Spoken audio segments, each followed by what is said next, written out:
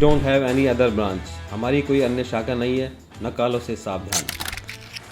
Hello everybody, जय हिंद। मैं JS Bisht, faculty of general study, Doon defence academy, Dehradun.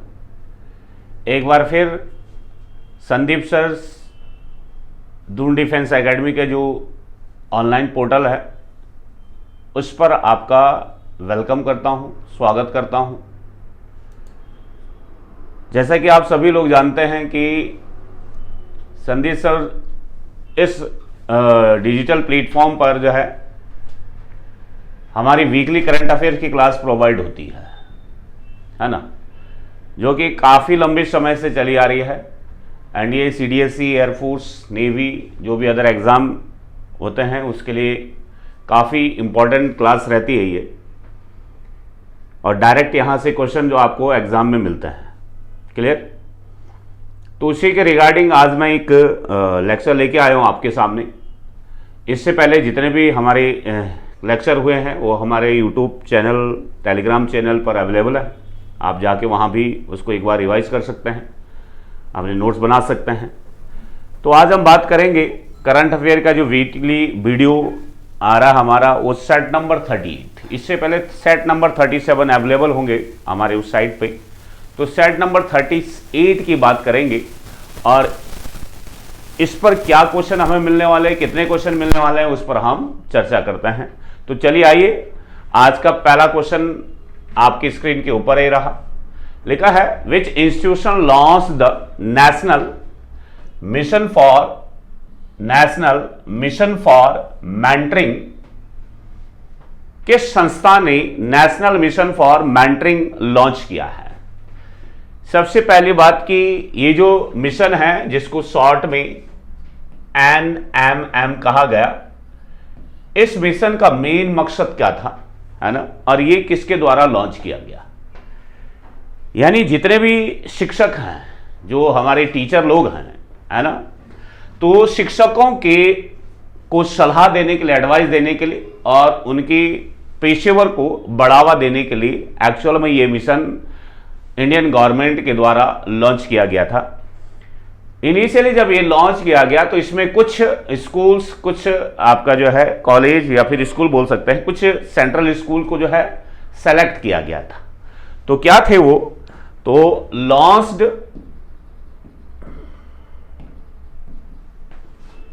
NMM यानी national mission for monitoring in pilot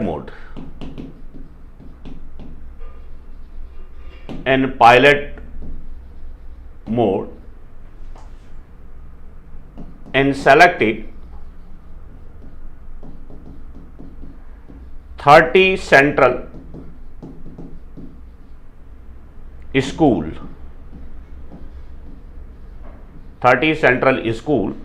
across the country।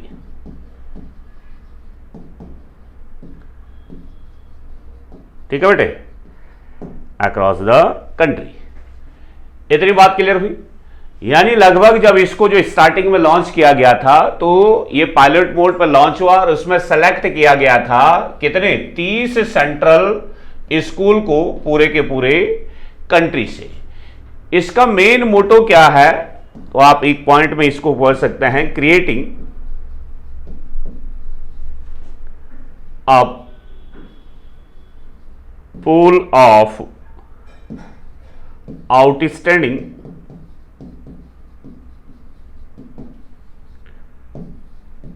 professions,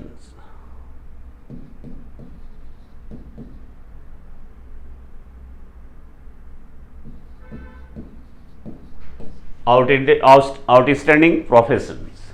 ठीक है, यानी कि जो भी शिक्षक लोग हैं उनके पेशेवर को कैसे बढ़ावा दिया जाए, उनके प्रोफेशनल को कैसे और गेन किया जाए, उसके लिए जो है ये मिशन लॉन्च किया गया था। मिशन का नाम है नेशनल मिशन फॉर मेंटरिंग।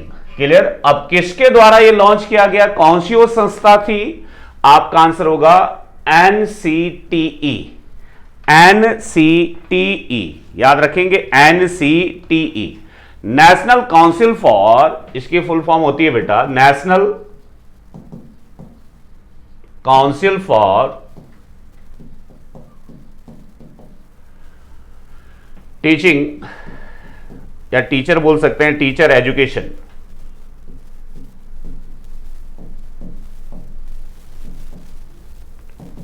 ठीक है, national council for teacher education के द्वारा जो है इस मिशन को लॉन्च किया गया था। इनिशियली जब ये लॉन्च हुआ था तो उसके अंदर जो है कितने सेंट्रल स्कूल को रखा गया था, 30 सेंट्रल स्कूल को जो है कंट्री के अंदर रखा गया था, उनमें इसको जो है इंप्लीमेंट किया गया था, है ना। और उसके बाद इसका मेन मोटो था कि creating a pool of outstanding, है ना, प्रोफेशनल्स, क्लियर। तो वहां पर जो शिक्षक हैं उन शिक्षकों को एक प्रकार के लिए सलाह देने के लिए, है ना, और उनके पेशेवर को बढ़ावा देने के लिए जो है ये मिशन चलाया गया था। तो आपको याद रखना आंसर होगा NCTE। नेक्स्ट क्वेश्चन है विच union ministry launch the unified registration portal for Govardhan, clear. किस केंद्रीय मंत्रालय ने गोवर्धन के लिए एकीकृत पंजीकरण पोर्टल लॉन्च किया है? एकीकृत पंजीकरण पोर्टल लॉन्च किया है, ठीक है ना।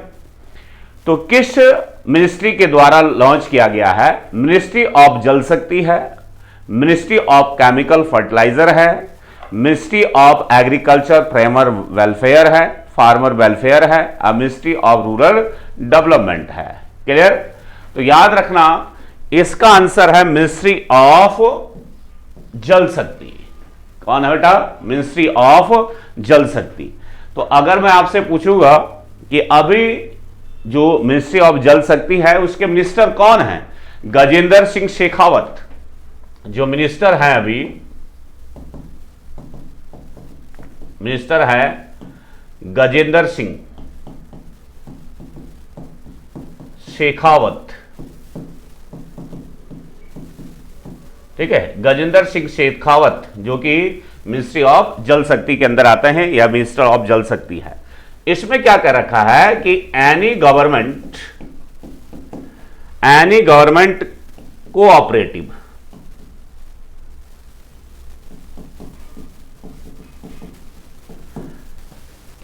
और private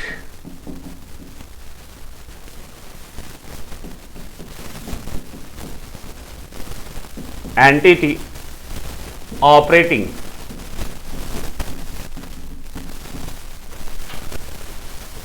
to set up a biogas या फिर CBG या फिर bio CNG plant in India, clear. यानी कोई भी गवर्नमेंट कोऑपरेटिव या फिर प्राइवेट एंटिटी ऑपरेटिव, है ना, या फिर कोई अदर जो भी आपकी ऑर्गेनाइजेशन है, अगर वो सेटअप करना चाह रही है इंडिया के अंदर biogas, CBG, bio CNG plant, ठीक है ना, तो मिनिस्ट्री ऑफ जो जल शक्ति है वो एक प्रकार से उसके लिए जो है क्या करेगी? काम करेगी, क्लियर। उसके आंकलन के लिए काम करेगी, ठीक है, उसकी निगरानी के लिए या उसके द्वारा जो निवेश किया गया है उसकी जांच पड़ताल करने के लिए मिनिस्ट्री ऑफ जल शक्ति के द्वारा जो है ये पोर्टल लॉन्च किया गया कि आप यहां पर निवेश कर सकते हैं। कौन सा पोर्टल? गोवर्धन, ठीक है। तो गोवर्धन नाम से एक पोर्टल लॉन्च किया गया मिनिस्ट्री ऑफ जल शक्ति के द्वारा कि कोई भी गवर्नमेंट कोऑपरेटिव हो गया, प्राइवेट एंटिटी का आपका ऑपरेटिव हो गया, कोई भी सेटअप करना चाहता है biogas, CNG, bio CNG plant, ठीक है ना, भारत में, तो निवेश कर सकता है, क्लियर। इतनी बात क्लियर हुई? तो ये आपको याद रखना है। नेक्स्ट इसके बाद लिखा हुआ है, हाँ जी, विच कंट्री साइन लिखा हुआ है MOU। क्या है MOU? आपको पता होना चाहिए। With India for develop of Phukot Karnali hydro electric project. Phukot Karnali, Phukot Karnali जल विद्युत परियोजना के विकास के लिए किस देश ने भारत के साथ समझौता किया है? जल्दी से बताओ। फुकोट कर्नाली, हाँ जी, किस देश के साथ? बोलो, किस देश के साथ जो है? मिनिस्ट्री ऑफ यूनियन, एमओयू का मतलब ऊपर है, ministry of union with India for develop a Phukot Karnali hydro electric project. Hydro electric project. तो याद रखना, ये किसके साथ जो है एक समझौता हुआ है, किसके साथ साइन किया गया? आंसर होगा इसका नेपाल। ठीक है, और साइन कहां हुआ है? Hyderabad house, Hyderabad house in new Delhi. Hyderabad house in new Delhi में जो है ये साइन किए गए between India and Nepal, between India and Nepal. तो इंडिया के पीएम इसमें साइन करने वाले थे और नेपाल के पीएम, है ना, पीएम कौन थे यहां के? पुष्प कमल, पुष्प कमल दहल, पुष्प कमल दहल प्रचंड। नेपाल के पीएम है पुष्प कमल दहल प्रचंड। क्लियर? ये जल विद्युत परियोजना यानी Indian prime minister Shri Narendra Modi ji और नेपाल प्राइम मिनिस्टर पुष्प कमल दहल के बीच जो है साइन किया गया। कहां साइन हुआ? नई दिल्ली में साइन हुआ इस हाइड्रो पावर प्रोजेक्ट को लेकर। और ये हाइड्रो पावर प्रोजेक्ट किस रिवर पर बनाया जाएगा? तो कर्नाली रिवर पर बनाया जाएगा। कौन सी रिवर है? कर्नाली, कर्नाली रिवर पे। ठीक है, कर्नाली रिवर पर बनाया जाएगा कि जो कि 480 मेगावाट का है। कितना? 480 मेगावाट इसकी क्षमता होगी, याद रखेंगे 480 मेगावाट। इतनी बात क्लियर हुई? चलिए नेक्स्ट इंपॉर्टेंट क्वेश्चन रहेगा, which union minister implement the city investments to innovate integrate and sustains 2.0 यानी CITIIS 2.0। कौन सा केंद्रीय मंत्रालय 2.0 को नया करने, एकीकृत करने और बनाए रखने के लिए शहर के निवेश को लागू करता है?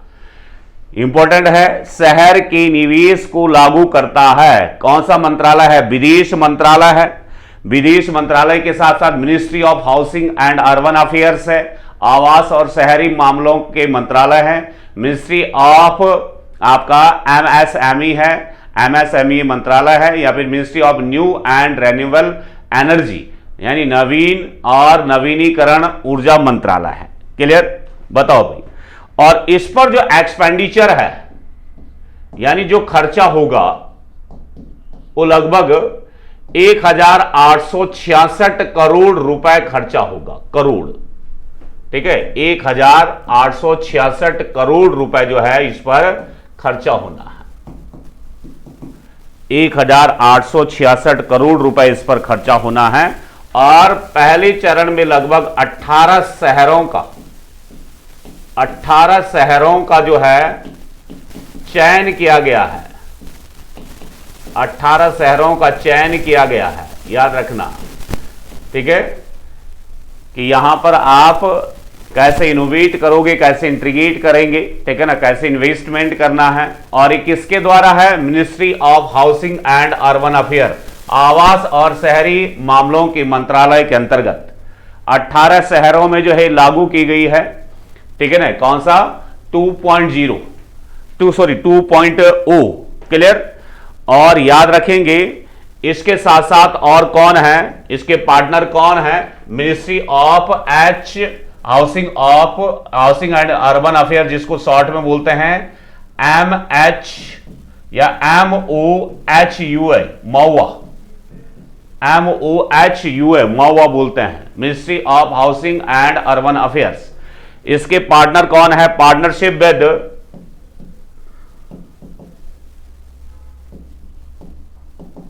Partnership with the French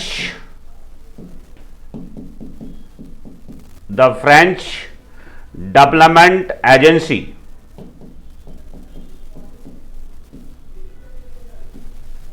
development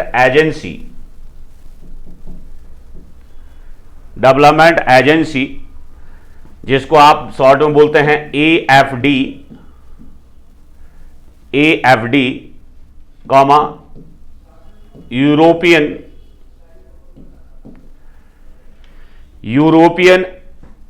union, bracket में EU लिख सकते हैं, ये इसके पार्टनर हैं, एंड नेशनल इंस्टीट्यूट ऑफ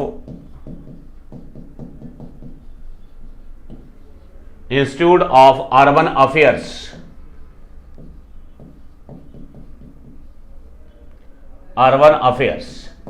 ठीक है। ये इसके साथ साथ पार्टनर है, याद रखना, partnership with the French development agency, European union and national institute of urban affairs. Clear? तो ministry of housing and urban affairs के द्वारा जो है लगभग 18 सिटीज में जो है इसको लॉन्च किया गया, 18 शहरों में जो है, और इस पर जो खर्चा होना है लगभग 1866 करोड़ रुपए इस पर खर्चा होना है। और इसके जो पार्टनर्स हैं उनमें कौन कौन आ रहा है? एक तो FAD आ रहा है, क्लियर, यानी फ्रेंच डेवलपमेंट एजेंसी आ रही है, एक यूरोपियन यूनियन आ रहा है, और उसके साथ साथ आपका जो है national institute of urban affairs काम करेगा। इतनी बात क्लियर हुई? चल नेक्स्ट क्वेश्चन है, तो इसका आंसर क्या होना चाहिए था? बी होगा बेटा।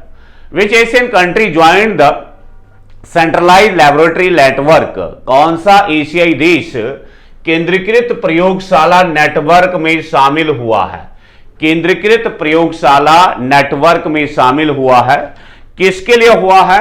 कौन हुआ है? श्रीलंका हुआ, इंडिया हुआ, म्यांमार हुआ, या बांग्लादेश हुआ है? तो मैं डायरेक्ट इसका आंसर पहले बता रहा हूं आपको कि इसमें शामिल हुआ कौन? भारत। सेंट्रलाइज्ड लेबोरेटरी नेटवर्क के अंतर्गत कौन आया है? भारत। क्योंकि भारत में जो है, भारत में जो महामारी चल रही, महामारी एवं महामारी के दौरान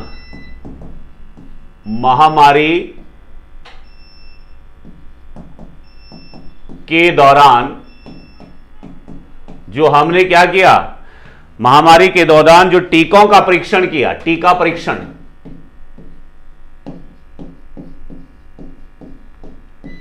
जैसे अभी कोरोना पीरियड चलता, टीका परीक्षण करने हेतु जो है भारत को इसमें शामिल किया गया। भारत इसमें क्या हुआ? शामिल हुआ। याद रखना, ठीक है ना। भारत में जो महामारी का दौर चल रहा था, उस महामारी दौर में जो टीकों का परीक्षण किया गया था, क्लियर, तो टीकों का परीक्षण करने के लिए भारत को इसमें शामिल किया गया, ठीक है ना। इस पोर्टल के अंतर्गत या इस आपका प्रयोगशाला के अंतर्गत 13 देश है, और 13 देशों में लगभग 15 फैसिलिटीज है। कितनी? 15 फैसिलिटीज अवेलेबल है। तो याद रखना, तो 13 देश शामिल है और 13 देशों में 15 फैसिलिटीज मिलती है, ठीक है ना। 15 पार्टनर फैसिलिटीज अवेलेबल है। तो याद रखेंगे इसका आंसर क्या है? India. Next question,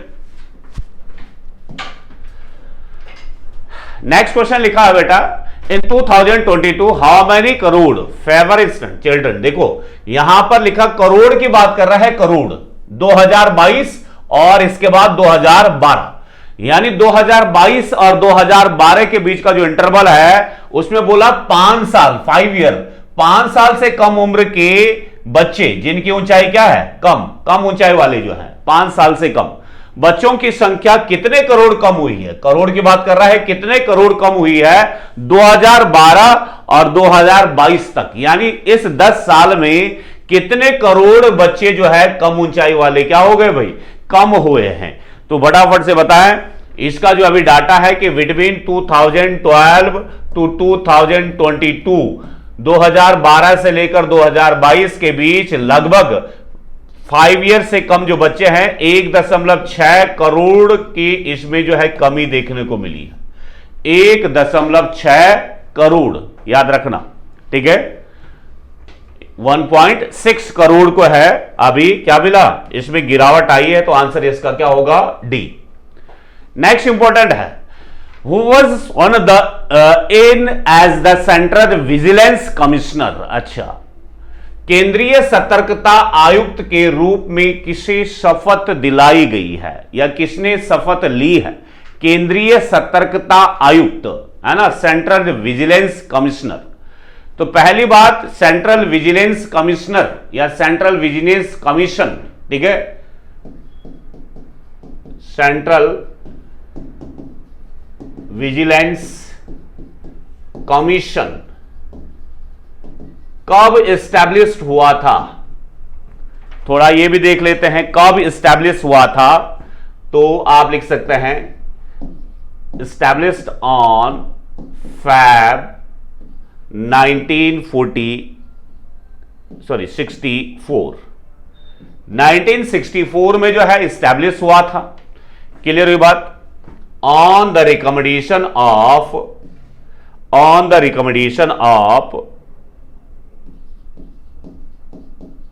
Santhanam committee, on the recommendation of Santhanam committee. Santhanam committee के सिफारिश पर जो है 1964 में सेंट्रल विजिलेंस कमीशन एस्टैब्लिश हुआ था। क्लियर? और इसको 2003 से, फ्रॉम 2003 से जो है इसको वैधानिक दर्जा दिया गया, लीगल वैधानिक दर्जा मिला है, यानी लीगल स्टेटस फ्रॉम 2003 से जो है इसको मिला है। यह भी आपको याद रखना।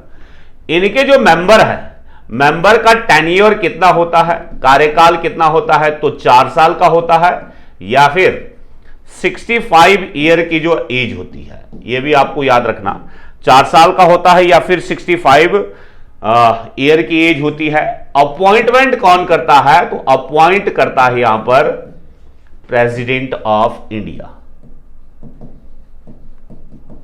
यानी इनके मेंबर को अपॉइंट करता है प्रेसिडेंट ऑफ इंडिया। यह भी याद रखना है। Clear? President of India.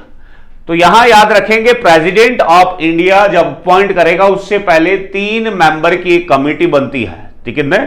3 member की एक कमिटी बनेगी। उस कमिटी में प्राइम मिनिस्टर होंगे, होम मिनिस्ट्री होंगी और एक अपोजिशन होगा।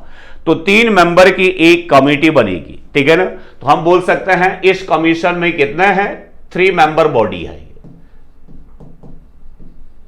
3 मेंबर बॉडी है। क्लियर? इसमें 3 मेंबर होंगे। इतनी बात क्लियर हुई? तो याद रखेंगे कि अभी जो हमारे रिसेंटली प्रेसिडेंट है ना, द्रौपदी मुर्मू, तो द्रौपदी मुर्मू के द्वारा किसे जो है commissioner, central vigilance commissioner appoint किया गया है? तो आपका आंसर होगा परवीन कुमार श्रीवास्तव। परवीन कुमार श्रीवास्तव को जो है अभी कमिश्नर बनाया गया है, यह आपको याद रखना है, परवीन कुमार श्रीवास्तव। क्लियर हुई बात? चल, तो याद रखना, स्टैब्लिश 1964 में होता है। संथनम कमेटी का रिकमेंडेशन पर इसको स्टैब्लिश किया गया था। 2003 से इसको लीगल स्टेटस दिया गया है। टर्म मेंबर का 4 साल का होता है या फिर 65 ईयर की एज होती है। अपॉइंट कौन करता है? मेंबर को प्रेसिडेंट करेगा, उसके लिए कमेटी का फॉर्मेशन होता है। और इसमें टोटल मेंबर कितने होते हैं? 3 होते हैं। और इस कमीशन का काम क्या है? कि भ्रष्टाचार को कंट्रोल करना। ठीक है? भ्रष्टाचार को कंट्रोल करना। Next, who recently received the Dag Hammarskjold medal from the United Nation. ठीक है? किसके द्वारा या कि हाल ही में किसे संयुक्त राष्ट्र से डैग हैमरस्कॉल्ड मेडल प्राप्त हुआ है? ठीक है? तो याद रखना, संयुक्त राष्ट्र संघ यानी यूएनओ से किसे डैग हैमरस्कॉल्ड मेडल प्राप्त हुआ है? फटाफट से बताएं, आपके सामने 4 ऑप्शन हैं। ठीक है? सबसे इंपॉर्टेंट बात है कि ये जो मेडल है, ये मेडल मरणोपरांत दिया जाता है। ये मेडल मरणोपरांत दिया जाता है, यानी डेथ के बाद ये मेडल दिया जाएगा। यानी जो यूएनओ के लिए, ठीक है ना, जो यूएनओ के लिए जो है शांति या फिर शांति मिशन कोई भी यूएनओ का होगा, उस मिशन में जो भी काम करेगा, है ना, वर्ल्ड में यूएनओ का जो भी शांति मिशन होगा, वर्ल्ड की किसी भी कंट्री से अगर वो उस मिशन में काम कर रहा है और उसमें वो मारा जाता है, तो उसको जो है यूएनओ की तरफ से ये अवार्ड दिया जाता है, डैग हैमर स्कॉल्ड। ठीक है, तो अभी किसको मिला है? आंसर होगा मनजीत सिंह। किसको मिला भाई? मनजीत सिंह को मिला है, फटाफट से बताएं। हाँ जी, किसको मिला है? मिला है सनवाला राम बिश्नोई, ठीक है ना, एंड शिशुपाल सिंह को मिला है। सनवाला राम बिश्नोई एंड शिशुपाल सिंह, ये दोनों जो है बीएसएफ के जवान थे। किसके थे? बीएसएफ के जवान थे और यूएनओ का एक शांति मिशन चला था, शांति मिशन, यूएनओ के शांति मिशन अफ्रीका के कांगो, अफ्रीका के कांगो, ठीक है, अफ्रीका के कांगो में जो है इस मिशन का हिस्सा ये बने थे। ठीक है, बीएसएफ के जवान थे, अफ्रीका के कांगो जो में जो है, ठीक है, सनवाला राम बिश्नोई और शिशुपाल सिंह इस मिशन के हिस्सा थे और वहां पर जो है इनकी डेथ हो जाती है। ठीक है ना, तो याद रखना, उसके लिए इनको डैग हैमर स्कॉल्ड मेडल दिया गया। वहां पर एक मतलब कि उस मिशन में ये शहीद हो गए थे। क्लियर? इतनी बात क्लियर हुई? इस अवार्ड की शुरुआत कब हुई? तो ये अवार्ड कब से दिया जाने लगा? तो ये अवार्ड स्टार्टेड फ्रॉम 1998। 1998 में ये पहली बार दिया गया था और जो यूएनओ के यानी संयुक्त राष्ट्र संघ के दूसरे सेक्रेटरी थे, है ना, उन्हीं के नाम पर यह अवार्ड दिया गया। और जो सेकंड सेक्रेटरी थे 1961 में, उनकी एक मिशन पर डेथ हो जाती है। ठीक है, जाम्बिया में जो है विमान दुर्घटना हुआ था, इनका विमान दुर्घटनाग्रस्त हुआ था 1961 में। ठीक है ना, तो जाम्बिया यात्रा के दौरान इनका जो है विमान दुर्घटनाग्रस्त हो गया था। उसी सिलसिले में 1998 से जो है इन्हीं के नाम पर, जो यूएनओ के सेकंड सेक्रेटरी थे, इन्हीं के नाम पर यह अवार्ड दिया जाता है कि जो भी यूएनओ के इस मिशन में यानी शांति वार्ता के लिए काम करेगा, है ना, तो अगर वो इस मिशन में शहीद होते हैं तो उनको जो है मरणोपरांत ये अवार्ड दिया जाएगा। तो अभी 2 इंडियंस सोल्जर जो बीएसएफ के थे जो शहीद हो गए थे अफ्रीका के कांगो में, सनवाला राम बिश्नोई एंड शिशुपाल सिंह को यह अवार्ड दिया गया। क्लियर? नेक्स्ट लिखा है the reserve bank of India recently approved the merger of which 2 banks. RBI ने हाल ही में किन 2 बैंकों के विलयकरण को मंजूरी दी है? तो 2 बैंकों का विलयकरण हुआ है और 2 बैंकों को जो है आरबीआई ने आपस में मिला दिया है। ठीक है ना, वो 2 बैंक कौन कौन से थे वो आपको बताना है। पहली बात तो हम आरबीआई के बारे में थोड़ा देख लेते हैं कि भाई आरबीआई जो रिजर्व बैंक ऑफ इंडिया है, आरबीआई को कब स्टैब्लिश किया गया था? आरबीआई कब स्टैब्लिश हुआ? तो 1 अप्रैल 1935। कहां? कोलकाता में। कोलकाता में जो है 1 अप्रैल 1935 को आरबीआई स्थापित हुआ। इसको नेशनलाइज कब किया गया?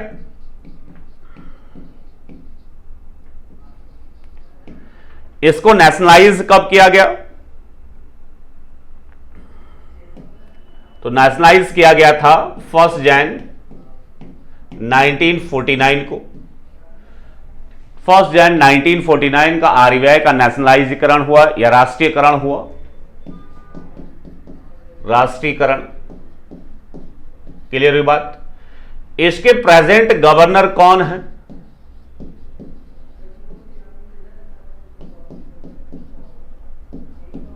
इसके वर्तमान में गवर्नर कौन है? तो शक्तिकांत दास जो है इसके, शक्तिकांत दास इसके वर्तमान में क्या है भाई? गवर्नर है। इतनी बात क्लियर हुई। तो कौन से दो बैंक है जिनको जो है आरबीआई ने जो है आपस में जो है मिला दिया है या मर्जर कर दिया है? तो आंसर होगा Maratha Sarkari bank and the Cosmos cooperative bank का आपस में क्या कर दिया गया? विलयकरण कर दिया गया। आपस में क्या कर दिया गया? विलयकरण कर दिया गया था। इतनी बात क्लियर हुई। तो ये भी आपको याद रखना है। नेक्स्ट क्वेश्चन है, which state launch the patch reporting app?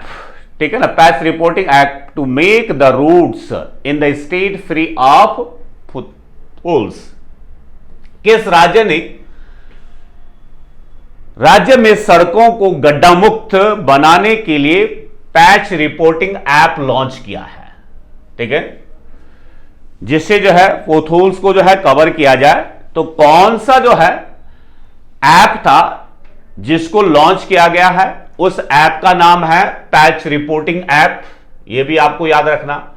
किस राज्य सरकार ने यह पैच रिपोर्टिंग ऐप लॉन्च किया है?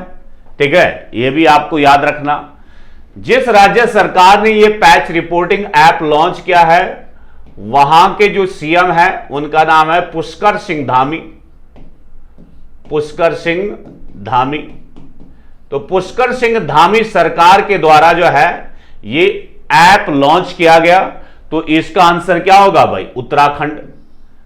यानी उत्तराखंड के सीएम हैं पुष्कर सिंह धामी। यह भी याद रखना। बट ऐप किसके द्वारा बनाया गया? तो ऐप किसके द्वारा बनाया गया था? जो ये ऐप है, ये ऐप किसके द्वारा बनाया गया था? तो पीडब्ल्यूडी के द्वारा जो है ये ऐप बनाया गया। ये भी आपको याद रखना। ठीक है ना। पब्लिक वर्कर्स डिपार्टमेंट के द्वारा, पब्लिक वर्कर्स डिपार्टमेंट के द्वारा ये ऐप बनाया गया। पब्लिक वर्कर्स डिपार्टमेंट के द्वारा जो है वेब बनाया गया और धामी सरकार ने इसको लॉन्च किया है। धामी सरकार ने इसका शुभारंभ किया है। क्लियर? कहां? उत्तराखंड में। इतनी बात क्लियर हुई। तो ये आपको याद रखना है। नेक्स्ट लिखा है, on the birth anniversary of which leader will prime minister Narendra Modi inaugurate the new parliament house on May 28, 2023। बहुत इंपॉर्टेंट क्वेश्चन है। प्रधानमंत्री नरेंद्र मोदी जी द्वारा 28 मई 2023 को किस नेता की जयंती पर नए संसद भवन है ना का उद्घाटन किया? अभी देखा होगा हाल फिलहाल में कांग्रेस ने बहुत बड़ा जो है यहां पर जो है इसका विरोध किया कि 28 मई को ही क्यों इसका उद्घाटन किया जा रहा है। क्लियर? तो याद रखेंगे किसकी जयंती पर। तो यहां पर सबसे पहले आंसर लिख देते हैं इसका, दामोदर वीर सावरकर जी तो थे, उनकी जयंती पर जो है 28 मई को जो है नए संसद भवन का उद्घाटन किया गया। ठीक है। अब जो नए संसद भवन है उसमें एक ओल्ड पार्लियामेंट हाउस था। ओल्ड पार्लियामेंट हाउस 1927 में बनाया गया। 1927 में। इसके आर्किटेक्ट कौन थे? तो याद रखना, Edwin Lutyens.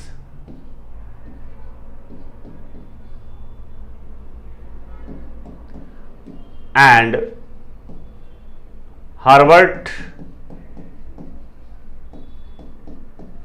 Baker. Edwin Lutyens and Herbert baker जो है आर्किटेक्ट थे किसके? ओल्ड पार्लियामेंट हाउस के। ये भी आपको याद रखना। 1927 में ये बना था।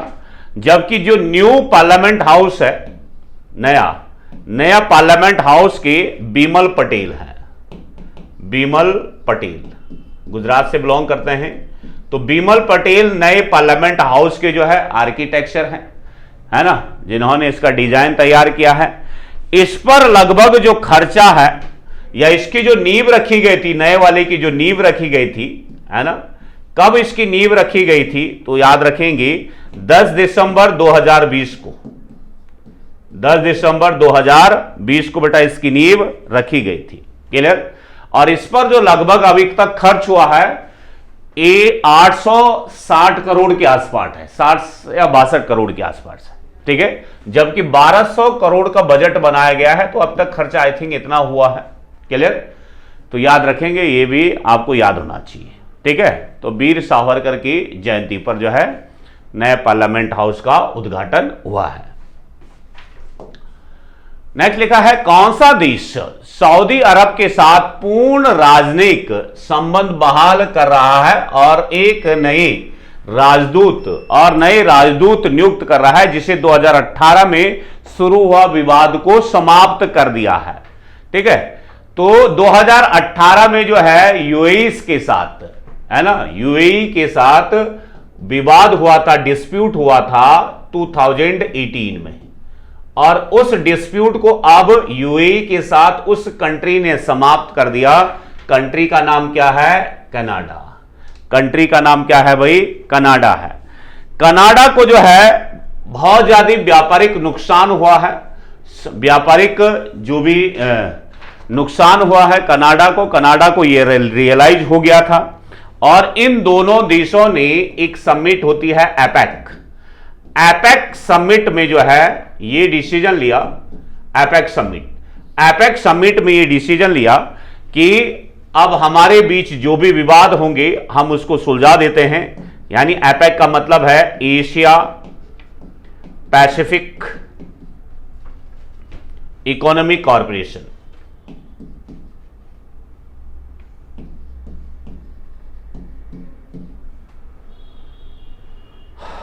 Economic corporation,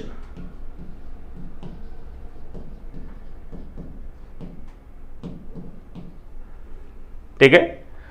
APEC, Asia Pacific economic corporation कब स्टैब्लिश हुआ था भाई? Established on 1989। हेडक्वार्टर कहां है इसका? हेडक्वार्टर पूछे कहां है? सिंगापुर। हेडक्वार्टर कहां है इसका? सिंगापुर। तो कनाडा ने अपने जितने भी यूएई के साथ डिस्प्यूट चल रहे थे 2018 से लेकर 2023 तक, तो एपेक की समिट में यह डिसीजन लिया गया कि भाई इन डिस्प्यूटों को हम क्या करते हैं? खत्म करते हैं, क्योंकि हमें एक तरीके से जो है व्यापारिक नुकसान हो रहा है। तो व्यापारिक नुकसान हो रहा है और आपसी संबंध हमारे क्या हो रहे हैं? बिगड़ रहे हैं। तो उस दौरान ये सहमति बनी है, और सहमति में ये डिसीजन लिया गया है कि भाई अब दोबारा से नई सिरे से जो है हम इसकी क्या करेंगे? शुरुआत करेंगे। क्या एपेक का मेंबर भारत है क्या? हाँ जी, एपेक का मेंबर भारत है? नहीं, एपेक का मेंबर भारत नहीं है। नेक्स्ट लिखा है, in which country has the Popocatepetl volcano erupted.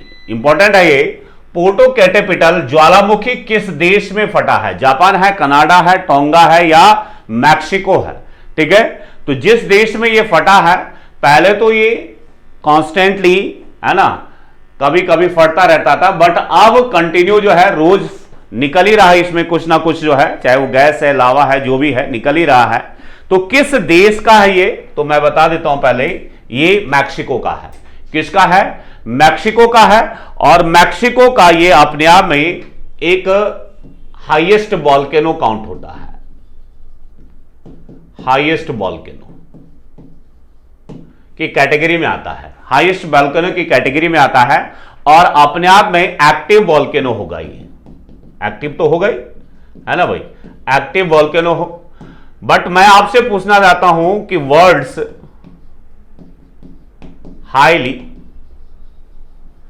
Active volcano आपको याद होना चाहिए। एक्टिव वॉल्केनो कौन सा है?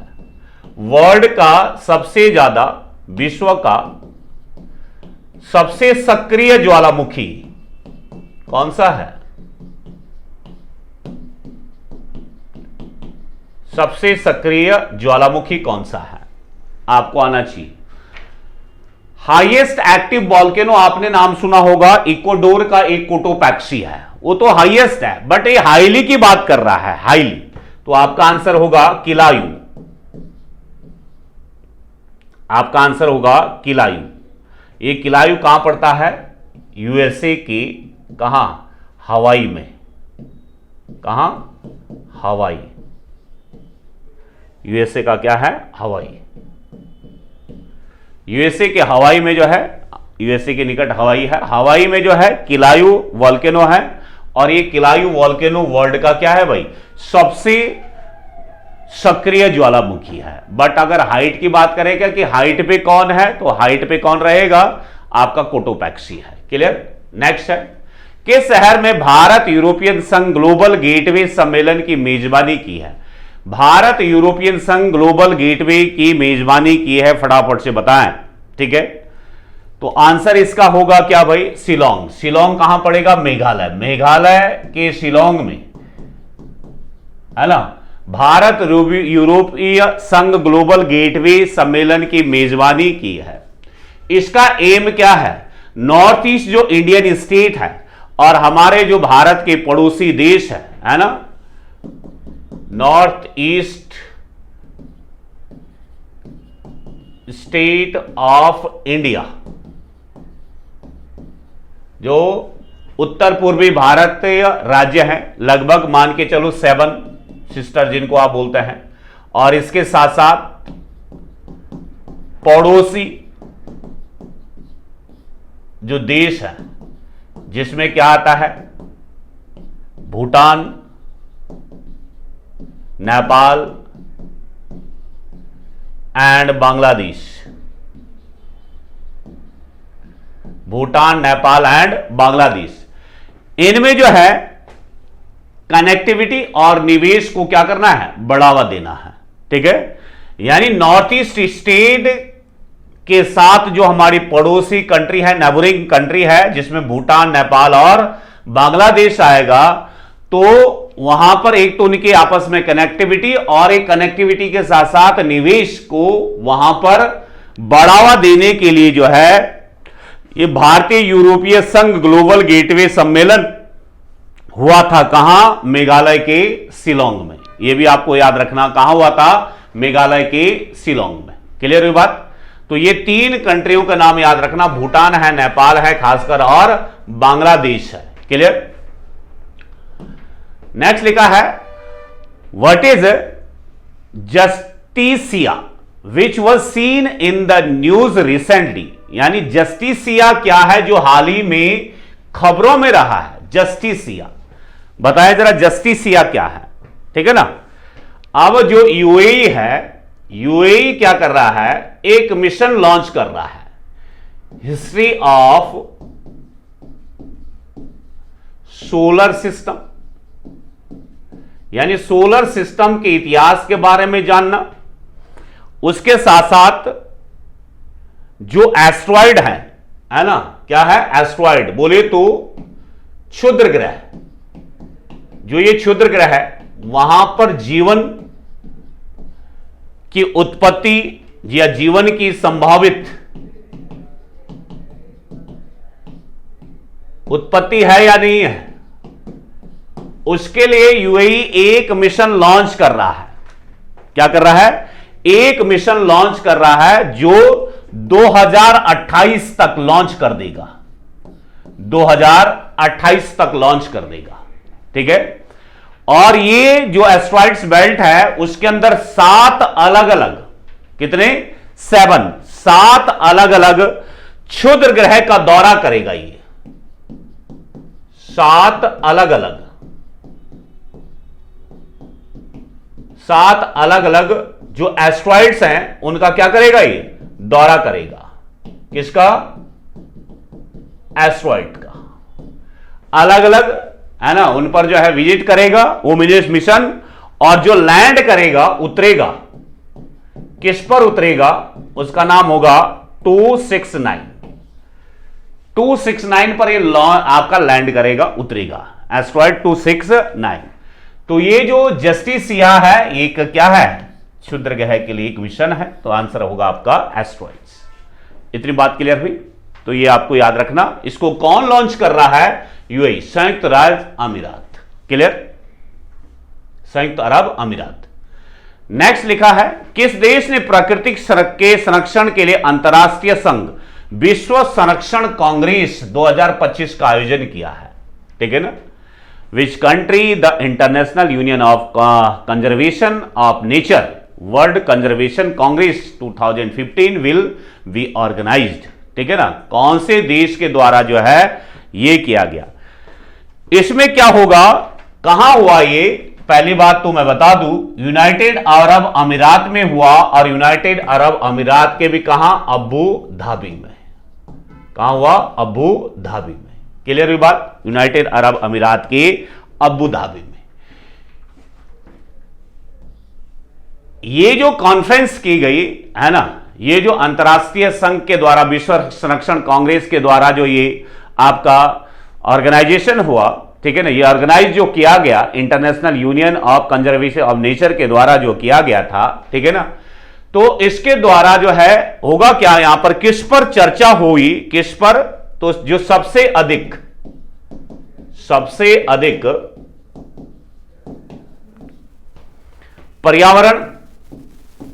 पर्यावरणीय जो चुनौतियां होगी, ठीक है, पर्यावरणीय चुनौतियों पर क्या होगी भाई? चर्चा होगी। चर्चा हुई। क्लियर? और यूएई उसके लिए सबसे बेस्ट है ना, क्योंकि इस विश्व संरक्षण कांग्रेस के पास तो क्या रहता है? पूरा का पूरा डाटा रहता है, यानी कितनी प्रजातियां हैं, प्रजातियों की जो है, प्रजातियों की रेड लिस्ट रहती है कि कौन सी प्रजाति विलुप्त हो रही है। उसके साथ साथ यहां पर इकोसिस्टम है ना, इकोसिस्टम की रेड लिस्ट रहती है, और इसके साथ साथ जो आपका क्या है कि बायोडाइवर्सिटी एरिया है,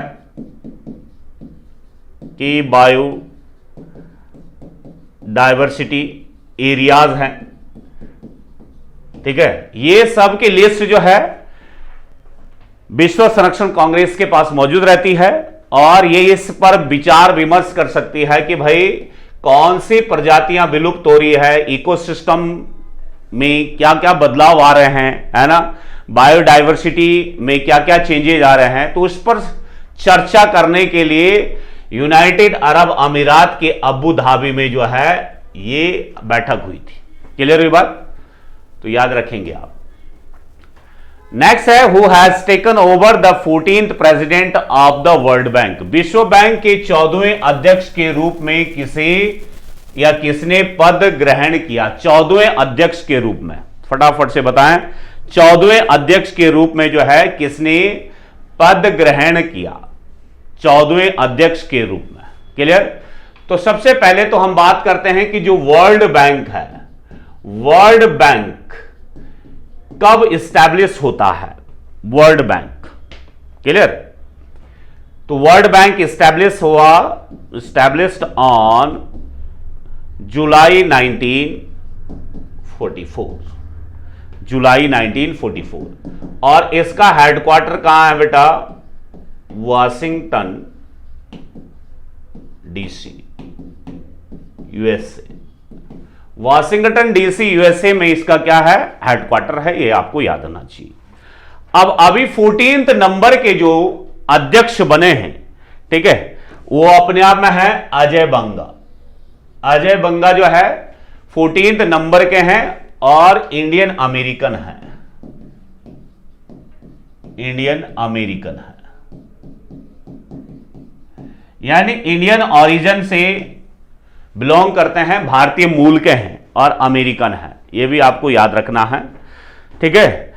और इनसे पहले जिनको इन्होंने रिप्लेस किया उनका नाम था डेविड माप्लास। डेविड माप्लास को जो है इन्होंने जो है अभी रिप्लेस किया है। इससे पहले 13 नंबर के ये थे David माप्लास। Clear?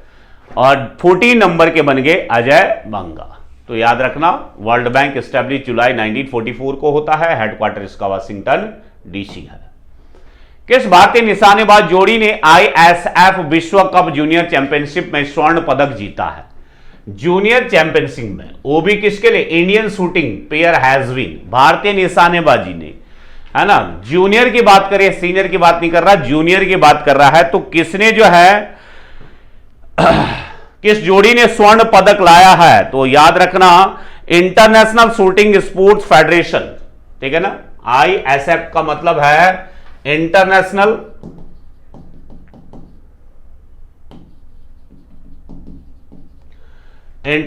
Shooting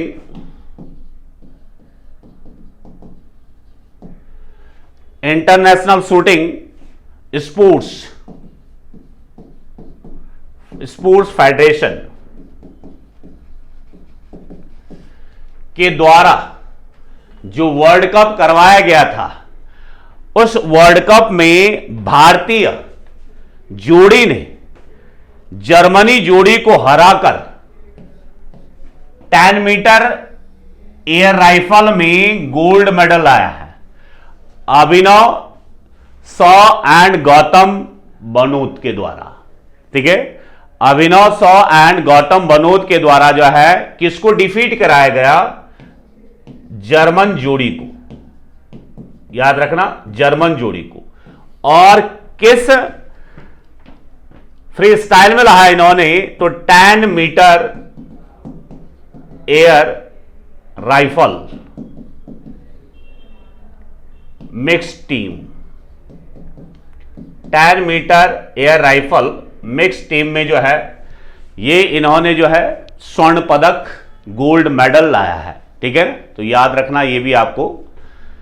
next question है अभिनव सौ एंड गौतम बनोट के द्वारा विश्व पर्यावरण दिवस हर साल मनाया जाता है, और आपको पता है कब मनाया जाता है बेटा? 5 जून को। 5 जून को विश्व पर्यावरण दिवस मनाया जाता है। बट यूएनओ के द्वारा फर्स्ट टाइम इसको कब मनाया गया? तो पहली बार मनाया गया था 1972 में। और आप जानते हैं कि पर्यावरण को प्रोटेक्शन देना ही इस डे का मेन मोटो होता है कि कैसे अपने एनवायरनमेंट को हम बचाएं, ठीक है। इसकी जो थीम रखी गई थी, थीम थी सॉल्यूशन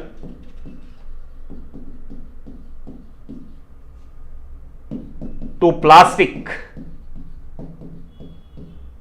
पॉल्यूशन,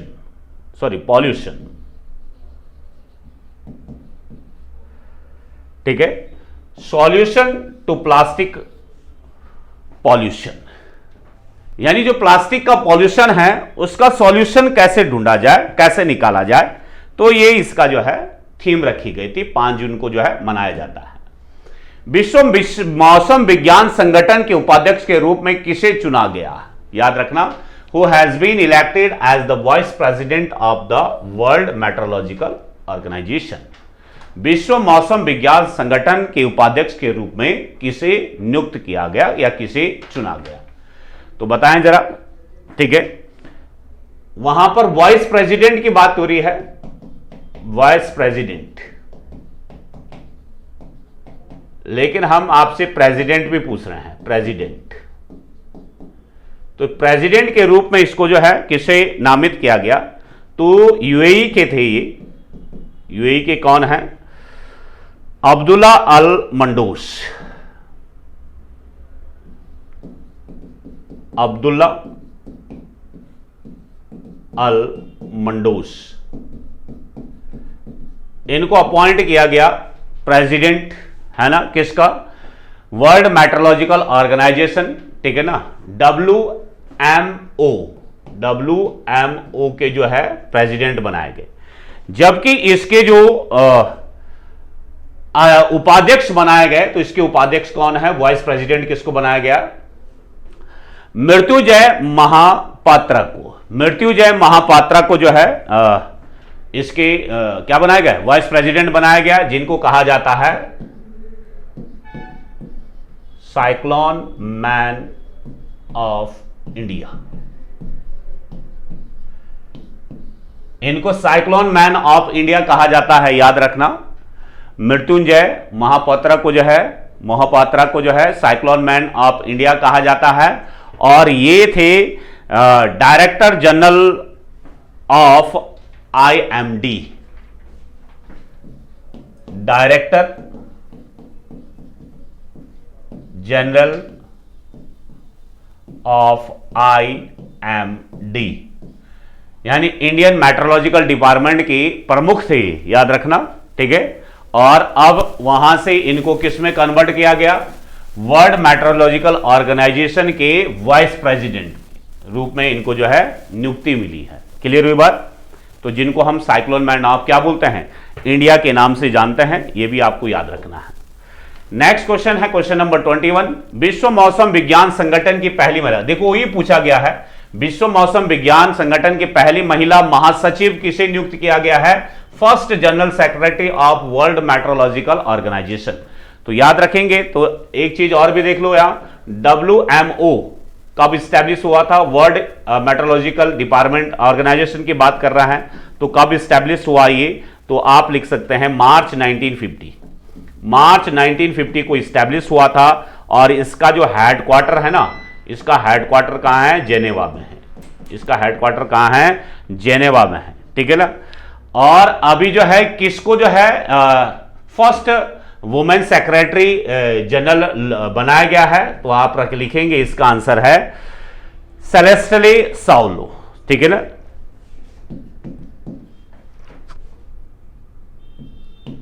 सेलेस्टे साउलो को जो है इसकी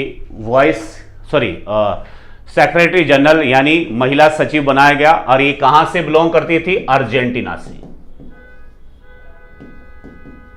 ये अर्जेंटीना से जो है बिलोंग करती है, अर्जेंटीना, ठीक है। तो ये भी आपको याद रखना है। नेक्स्ट क्वेश्चन है, भारत ने पुरुष हॉकी जूनियर एशिया कप खिताब जीतने के लिए किस टीम को हराया है? भारत ने पुरुष हॉकी जूनियर एशिया कप, याद रखना, India defeated which team to win the men's hockey junior Asia cup. Junior Asia cup में भारत फाइनल में किसके साथ लड़ी थी? और वो टीम हारी थी भारत से।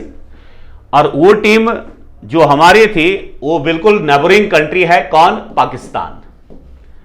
पाकिस्तान को हराया था भारत ने, डिफीट किया था 2-1 से।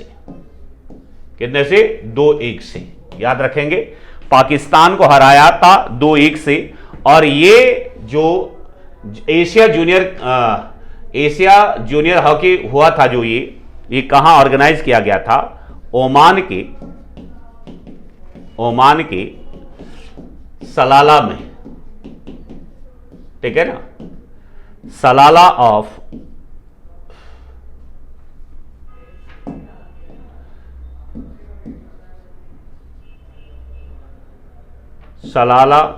Of Oman.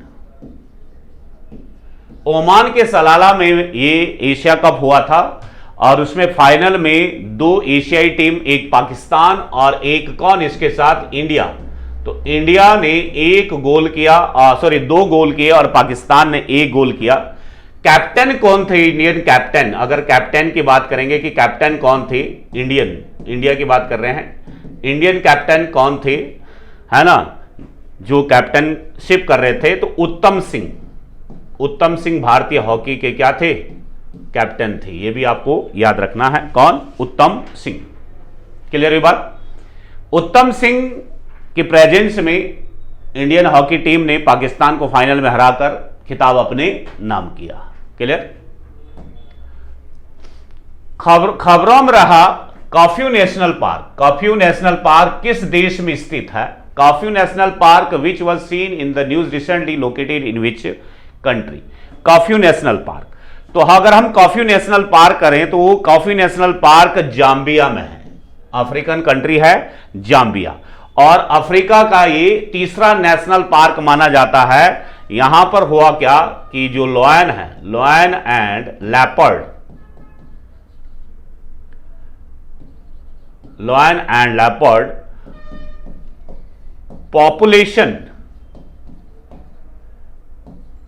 in this region are rebounding.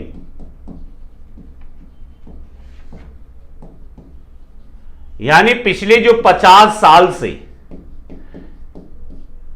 इस क्षेत्र में अवैध शिकार जो हो रहा था, अवैध शिकार, इस क्षेत्र में जो अवैध शिकार हो रहा था, ठीक है ना, उस अवैध शिकार में जो है अभी हमें गिरावट नहीं बल्कि आपका बढ़ोतरी होती हुई दिख रही है, ठीक है ना। और वो भी किसकी संख्या में, लॉयन और लेपर्ड, है ना, चीतों और शेरों की संख्या में यहां पर जो है बढ़ोतरी देखते हुए मिली है। और ये अफ्रीका का सबसे बड़ा तीसरा नेशनल पार्क है। जाम्बिया का तो है ही नेशनल पार्क है, अफ्रीका जो कॉन्टिनेंट है उसमें तीसरे नंबर पर सबसे बड़ा आता है, याद रखना। तो ये कहां है, जाम्बिया। इतनी बात क्लियर हुई। तो ये इसलिए रिसेंटली जो है खबरों में था। अपनी खुद की इंटरनेट सेवा शुरू करने वाला देश का पहला राज्य कौन बना गया है, which has became the first state in the country status, है ना, वो इंटरनेट सर्विस। तो याद रखें कि देश में सबसे पहले अपनी सेवा खुद शुरू करने वाला है कौन, बोलो, केरला। और केरला के जो सीएम हैं पिनराई विजयन, पिनराई विजयन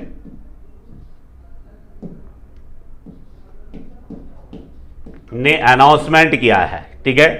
पिनराई विजयन ने यह अनाउंसमेंट किया है कि केरल की जो है अपनी एक इंटरनेट सेवा होगी। सेवा का नाम क्या रखा है, KFON। KFON का मतलब है Kerala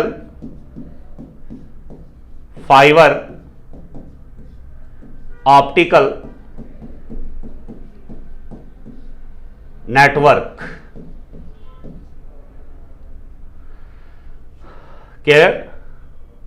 Kerala fibre optical network यानी KFON इस सर्विस का नाम रखा गया है। और ये पिनराई विजयन ने जो है अनाउंस किया कि केरल सरकार, ठीक है ना, अब जो है क्या करेगी भाई, खुद के नेटवर्क पर जो है काम करेगी। किस भारतीय मूल के वैज्ञानिक को डच विज्ञान के सर्वोच्च सम्मान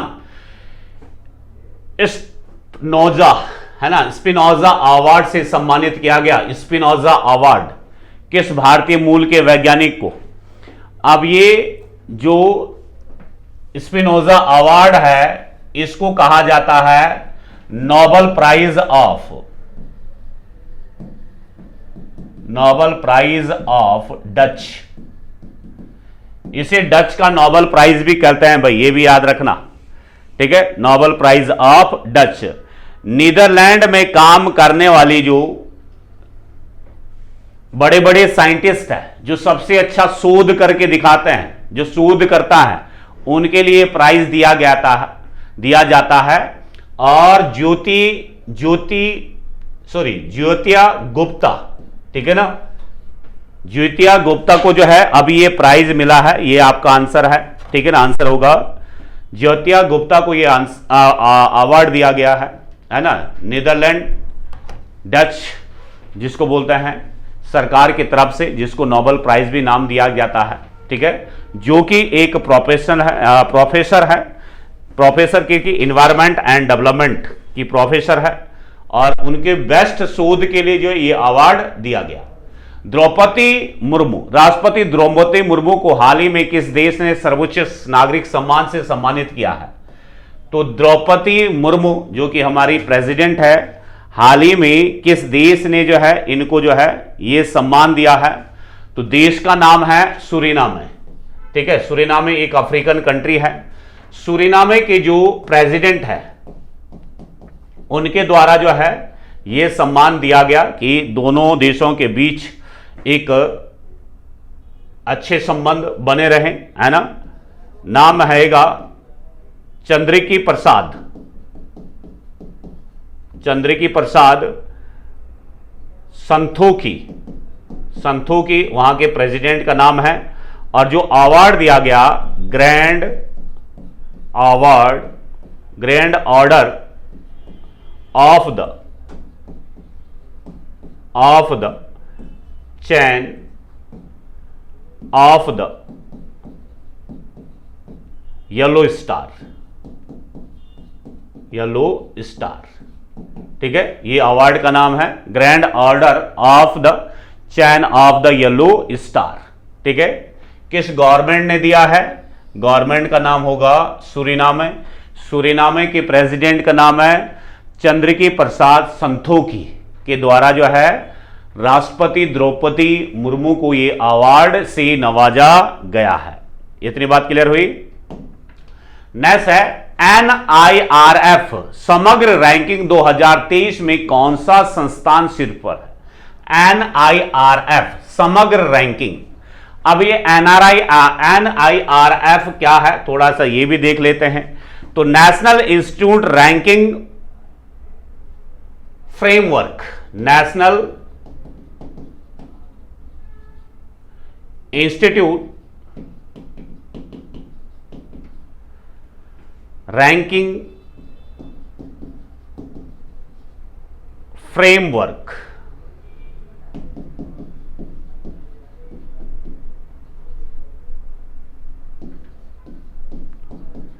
इसकी फुल फॉर्म होती है, याद रखना, NIRF। कौन सा संस्थान है जिसको जो है अभी टॉप रैंकिंग दी गई? कानपुर है, खड़गपुर है, मद्रास है या फिर दिल्ली है? क्लियर। तो इसका डायरेक्ट आंसर मैं आपको बता रहा हूं, Indian institute of technology Madras.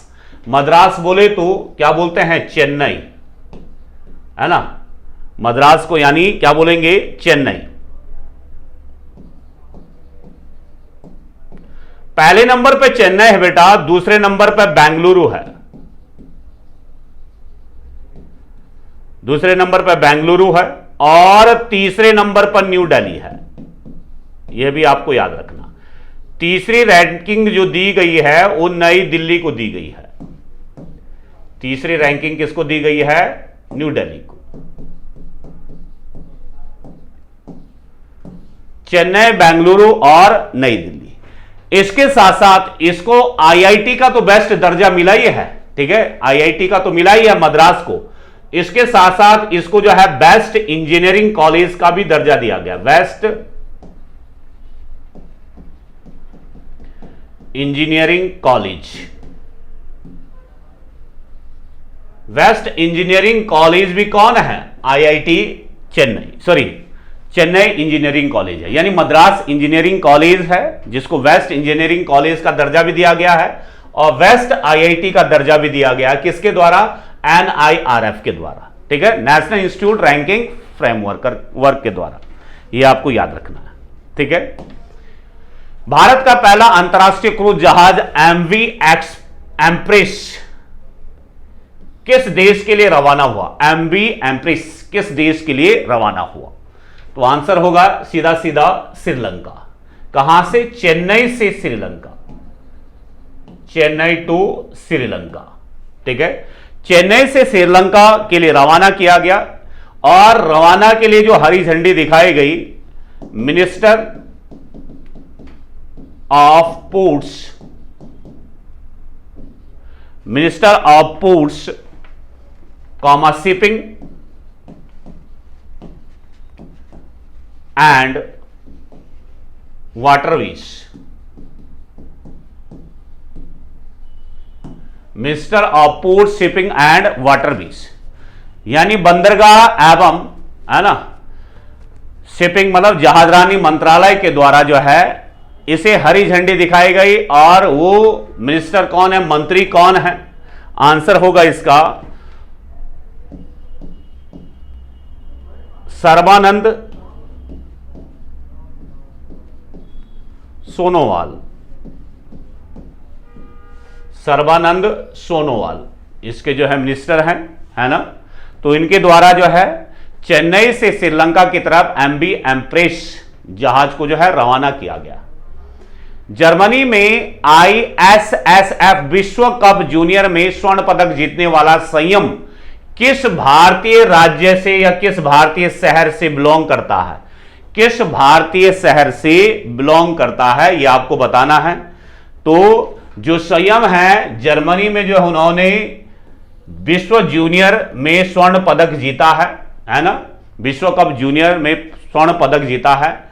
और वो किस भारतीय राज्य से बिलोंग करते हैं? आंसर होगा चंडीगढ़ से। वो कहां से बिलोंग करते हैं बेटा? चंडीगढ़ से। ठीक है, चंडीगढ़ से बिलोंग करते हैं, ये आपको आना चाहिए। नेक्स्ट, रामायण महोत्सव का आयोजन किस राज्य में किया जा रहा है? रामायण महोत्सव, रामायण महोत्सव छत्तीसगढ़ के रायगढ़ में, छत्तीसगढ़ के रायगढ़ में जो है रामायण महोत्सव का आयोजन किया जा रहा है। रामायण महोत्सव, वहां के जो सीएम है या गवर्नमेंट है, भूपेश सरकार, भूपेश सरकार के द्वारा जो है ये घोषणा की गई है। भूपेश सरकार के द्वारा जो है, भूपेश सरकार के द्वारा जो है ये घोषणा की गई कि छत्तीसगढ़ में रामायण महोत्सव आयोजित हो रहा है। क्लियर? वहां पर जो बड़ी बड़ी चट्टानें हैं, बड़ी बड़ी चट्टानों में भी रामराज का इतिहास मिलता है। यहां की वहां पे जो चट्टानें हैं, चट्टानों पर भी रामराज का इतिहास देखने को मिलता है। याद रखेंगे, कहने का मतलब वो रायगढ़ कहीं ना कहीं रामायण काल से जुड़ा हुआ एक ऐतिहासिक आपका शहर या स्थल है। क्लियर? तो याद रखेंगे। तीसरे खेलो इंडिया, इंपॉर्टेंट है ये क्वेश्चन, तीसरे खेलो India university games, important question है, का समापन किस शहर में होगा? या अब तो हो गया, किस शहर में हुआ है भाई तीसरे खेलो इंडिया यूनिवर्सिटी गेम्स का समापन? तो आंसर उसका डायरेक्ट लिखेंगे, वाराणसी में हुआ है। कहां हुआ? वाराणसी में। क्लियर? और टॉप पर इसमें कौन रहा है? टॉप पर पंजाब यूनिवर्सिटी चंडीगढ़, पंजाब यूनिवर्सिटी चंडीगढ़ जो है टॉप पर रही, 24 गोल्ड के साथ। कितने पदक लिए? 24 गोल्ड के साथ इसने जो है 56 मेडल लिए। कितने? 56 पदक, तालिका में सबसे ऊपर रही। इस समय आदित्यनाथ और हमारे जो खेल मंत्री है, यूपी के सीएम श्री आदित्यनाथ है ना, योगी आदित्यनाथ जी, और खेल मंत्री जो है अनुराग सिंह ठाकुर मौजूद थे। खेल मंत्री अनुराग सिंह ठाकुर, ठीक है। और ये टेक्नो स्टेडियम में जो है, टेक्नो स्टेडियम वाराणसी में ये संपन्न हुआ, ये भी आपको याद रखना, टेक्नो स्टेडियम वाराणसी में। क्लियर?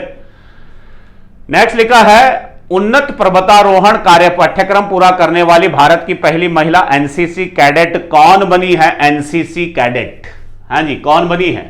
तो आंसर होगा शालिनी सिंह। उन्नत पाठ्यक्रम को पूरा करने के लिए एनसीसी कैडेट बनी है शालिनी सिंह। ये शालिनी सिंह कहां से बिलोंग करती है? लखनऊ से। कहां से बिलोंग करती है? लखनऊ से। और लखनऊ से बिलोंग करती है उत्तराखंड में, ये पर्वतारोहण के लिए उत्तरकाशी है ना, उत्तरकाशी में एक वैली पड़ती है, ट्रिंग वैली। कौन सी वैली? ड्रिंग वैली। कौन सी? ड्रिंग घाटी, ठीक है। तो ड्रिंग घाटी पर ये चढ़ी है ना, ड्रिंग घाटी में इसने चढ़ाई पूरी की। और कितनी चढ़ाई चढ़ी? 15,400 फीट की चोटी पर जो है इसने अपनी चढ़ाई पूरी की, ठीक है। तो याद रखना कहां की है? ड्रिंग घाटी है, ड्रिंग वैली है कहां? उत्तरकाशी, उत्तराखंड के उत्तरकाशी में 15,400 फीट की चढ़ाई को पूरी करते हुए लखनऊ की शालिनी ने जो है एनसीसी कैडेट बनी है। याद रखना, पहली महिला, फर्स्ट महिला एनसीसी कैडेट, याद रखेंगे। नेक्स्ट लिखा है, हाल ही में किस देश ने पानी के नीचे मिट्टी में के ज्वालामुखी की खोज की है? मिट्टी के ज्वालामुखी की खोज की है, बताओ फटाफट से। आंसर होगा नॉर्वे। कहां की है?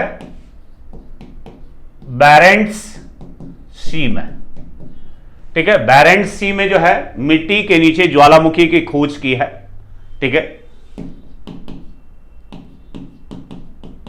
बैरेंट्स सागर में। और ये बैरेंट सागर किसका पार्ट है? ये आर्कटिक ओशन, आर्कटिक ओशन का ही पार्ट है। इतनी बात क्लियर हुई? तो इतना याद रखेंगे। नेक्स्ट आज का एक लास्ट क्वेश्चन और है, विश्व मौसम विज्ञान संगठन की, अच्छा ये क्वेश्चन पहले रिपीट हो गया भाई, विश्व मौसम विज्ञान संगठन की पहली महिला महासचिव सेलेस्टे साओलो किस देश की है? अभी मैंने पीछे बताया था, अर्जेंटीना की है। क्लियर?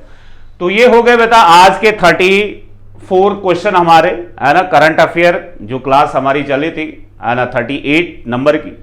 तो आज के क्लास को यहीं पर एंड करते हैं। जितना इसमें कुछ बताया गया है उनको अच्छे से करिएगा, पढ़िएगा, है ना, अपने नोट्स बनाइएगा। अपना ख्याल रखें, मिलते हैं फिर नेक्स्ट क्लास में। जय Hind. Kindly subscribe D-Day YouTube channel and don't forget to press bell icon.